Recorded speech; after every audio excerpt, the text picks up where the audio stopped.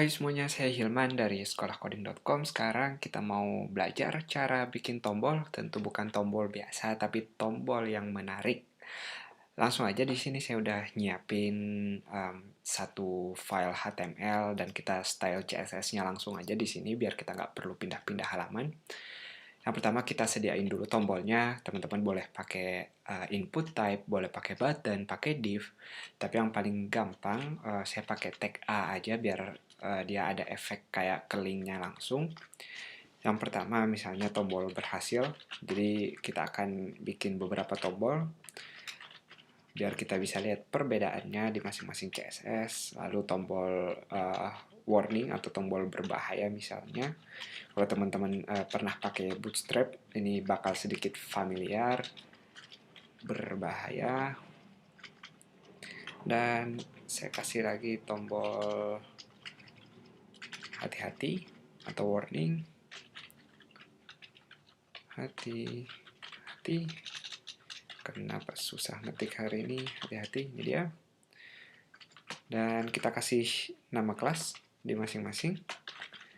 Pertama nama kelas yang umum. Kenapa? Nanti misalnya ada style yang sama, jadi kita biar nggak nulis ulang, kita cukup nulis di satu kelas. Tentu teman-teman bisa di tag A langsung, tapi biar lebih bersih aja. Jadi saya kasih nama button. Terus yang satunya misalnya nomor 3. Tentu teman-teman bisa ngasih nama misalnya hati-hati atau di sini berbahaya. Terus yang lebih general aja namanya saya kasihnya nomor 1. Langsung aja kita mulai.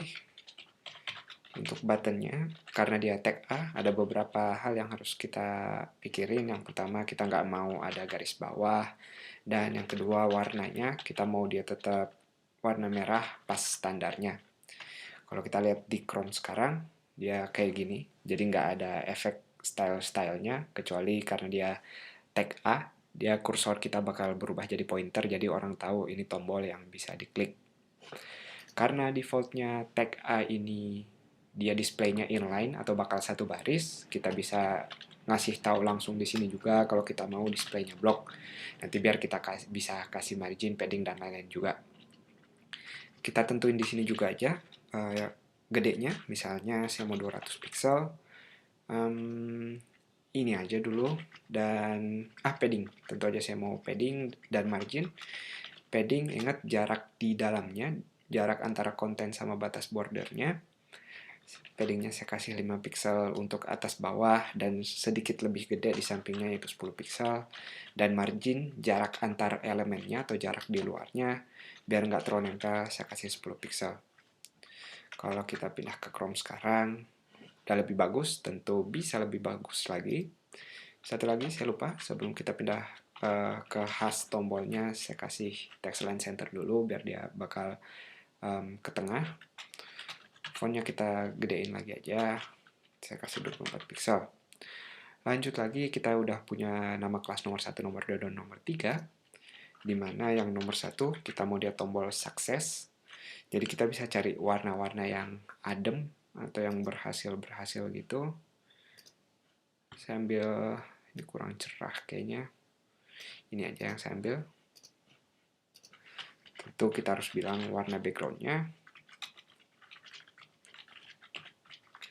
Lalu warnanya, karena dia udah punya warna background nanti, kita ubah aja yang dari hitam, kita jadiin putih semuanya.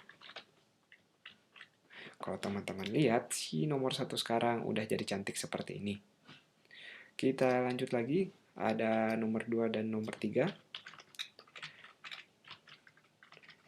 Nomor 3 dan nomor 2, tentu kita mau warnanya berbeda. Tinggal kita cari lagi. Sekali lagi biasain pakai hexacolor atau RGB juga boleh, yang jelas jangan cuma white, red, atau blue. Teman-teman harus berani mainin warna. Saya lupa nomor 2 kita apa tadi. Nomor 2 berbahaya, berarti kita kasih yang warna merah atau kayak warning gitu. Seperti ini. Yang RGB lama kita hapus. Dan satu lagi untuk nomor 3, warning, orang harus hati-hati, harus menarik perhatian. Kita boleh ambil orange atau kuning seperti ini.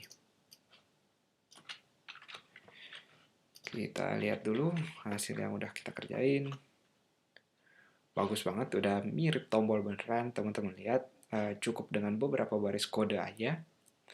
Di sini kita lihat manfaatnya kalau kita punya nama kelas yang bercabang. Kalau satu kelas namanya sama, kita bisa langsung sekali aja ngedeklarasiin properti yang sama, jadi nggak perlu berulang-ulang.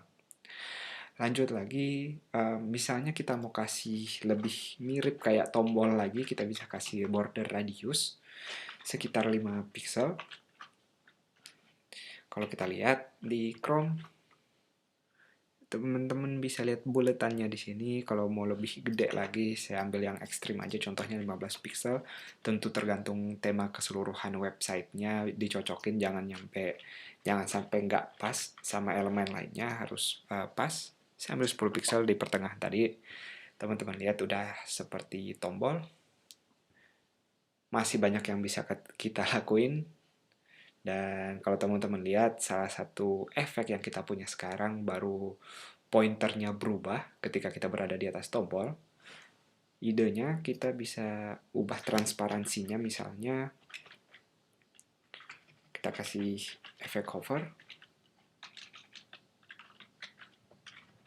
Jadi kalau saya tambahin RGBA di sini untuk alpha kanal atau untuk transparansinya, misalnya yang pertama transparansinya 0,7. Lalu ketika kita hover, kita mau dia jadi full warna, jadi yang tadinya nggak terlalu terang, jadi terang. Kita liatin aja biar jelas maksudnya. Semoga teman-teman bisa lihat. Jadi kita punya efek user tahu, sekarang kita berada di satu tombol. Lanjut lagi, kita lakuin hal yang sama dengan keduanya. Teman-teman tinggal ganti alpha kanalnya, sekali lagi tinggal ditambahin A, lalu parameter keempat, dan angkanya antara 0 sampai 1, pisahinnya jangan pakai koma tapi pakai titik. Yang hovernya tadi ini udah, saya kasih satu efek yang lain aja di nomor 2. Bukan pas hover, kali ini kita akan belajar sedikit tentang box shadow atau bayangan di bawah. Jadi kadang tombol juga kalau nggak flat-flat banget, kita punya bayangan di bawahnya, kita bisa pakai properti box shadow. Jadi di box shadow ini ada beberapa parameter. Yang pertama efek horizontalnya. Jadi arah bayangannya misalnya saya kasih 0 karena saya cuma mau ke bawah aja. Saya cuma mau vertikal, vertikal kita taruh di yang kedua. Saya kasih 4 pixel. Lalu yang kedua blurnya, segede apa blurnya. Kalau mau tajam tentu ambil 1 pixel atau 0. Saya kasih 3 pixel aja, agak blur dikit. Lalu yang kedua yang mirip sama blur, tapi namanya spread sekarang. Spread ini lebih ke semuanya, jadi sekitar efek sekitarnya nanti. Saya nggak mau terlalu pusing spreadnya, saya biarin 0. Lalu yang tentu yang penting warnanya. Saya ambil warna hitam aja, karena nanti dia ngeblur, dia bakal jadi kayak warna abu-abu. Dan parameter yang berikutnya opsional, nanti kita lihat. Kita lihat dulu. Yang nomor 2, teman-teman lihat, tombol saya sekarang udah punya bayangan.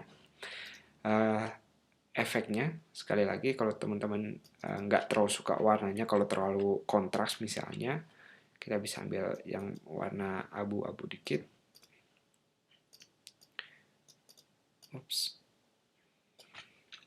Seperti ini. Teman-teman lihat jadi lebih halus, nggak terlalu kasar jadinya.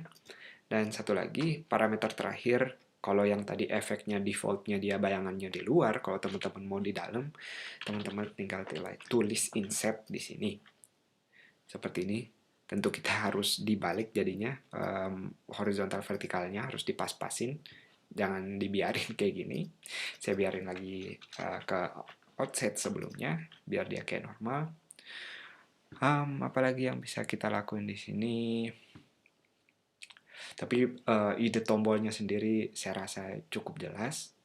Biasanya kalau teman-teman pakai div, terus ada bordernya, biasanya dia nggak bisa diklik bagian ujung-ujungnya. Tapi kalau kita pakai tag A dari awal, tag A sendiri, kita dari sebelah manapun dia udah bisa diklik. Jadi user nggak perlu ke teksnya, tapi dari pinggir juga udah bisa. Itu dia, teman-teman silahkan coba-coba warna lain, cobain border radiusnya. Sebelum selesai, saya ingetin lagi, border radius nggak semua didukung di semua browser, teman-teman perlu pakai yang namanya vendor prefix. Misalnya untuk Firefox, pakai Moz, lalu ada Opera untuk O, MS, Internet Explorer, WebKit, Safari, dan Chrome. Itu dia, semoga jelas. Sampai jumpa di video berikutnya.